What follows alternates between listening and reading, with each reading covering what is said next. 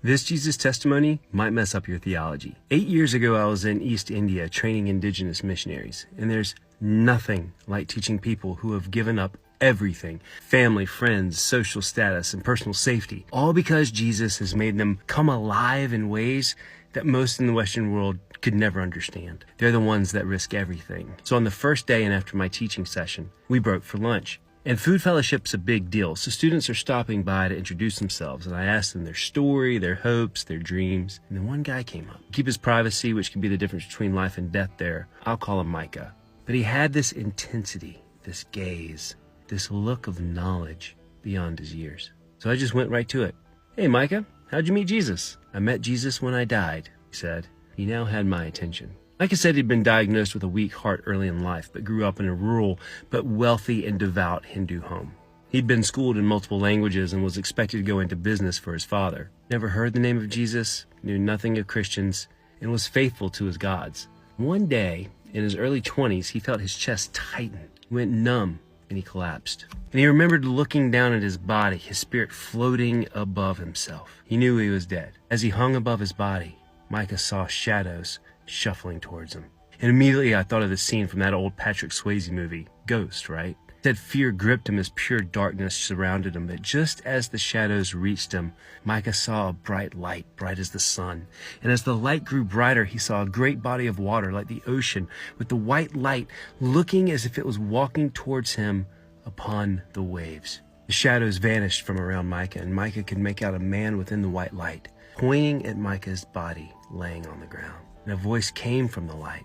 You are mine. My name is Jesus. Find me. Micah woke in the hospital. He'd been in a coma for days. The doctor said he had been found unresponsive in the street due to catastrophic heart failure. He was, for all intents and purposes, dead.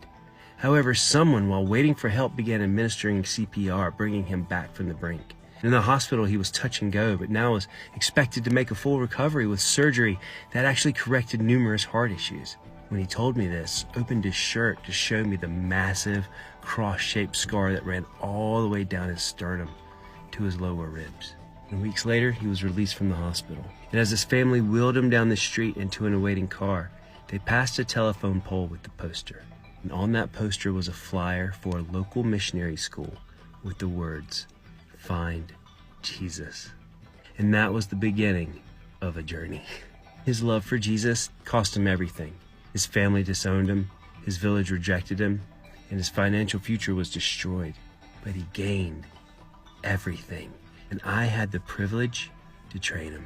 He now goes into remote villages in the darkest of places, preaching the love of Christ, sharing his story, and leading people into true freedom and love, not condemnation, not judgment or anger, but pure love. And now you've heard this story and are like, wow, yeah, amazing, power of God. All that stuff, right?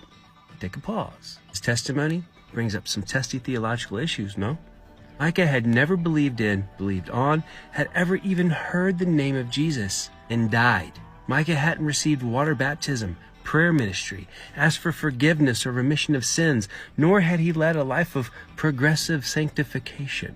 His life, as was normal in this part of India, had been dedicated to the vengeful goddess Kali, as well as countless other gods. Never heard the name of Jesus, yet there Jesus was.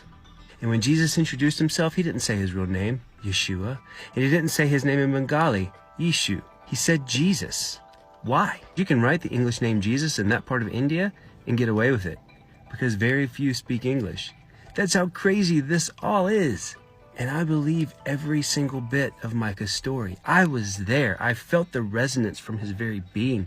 He had the scars to prove it, the intensity of his eyes, his faith, his dedication.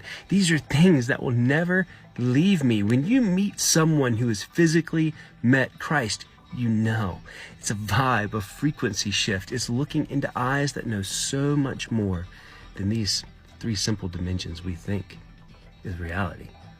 Micah's was the very definition of a life transformed and ready to give his all, even until death, to spread the love of Christ. And his testimony fractures so much of what we believe to be correct theology. You can say whatever you want, that Jesus specially selected him, that he never had a chance to refuse the gospel, so that's why Jesus came to him. But if that's the case, why spread the gospel at all, right? What is the gospel we should be giving away? I know my thoughts on all this, but I'm interested in yours, and I want to hear them. So please, leave your thoughts about this below. Comments, complaints, leave them. Love to read them. Follow for more.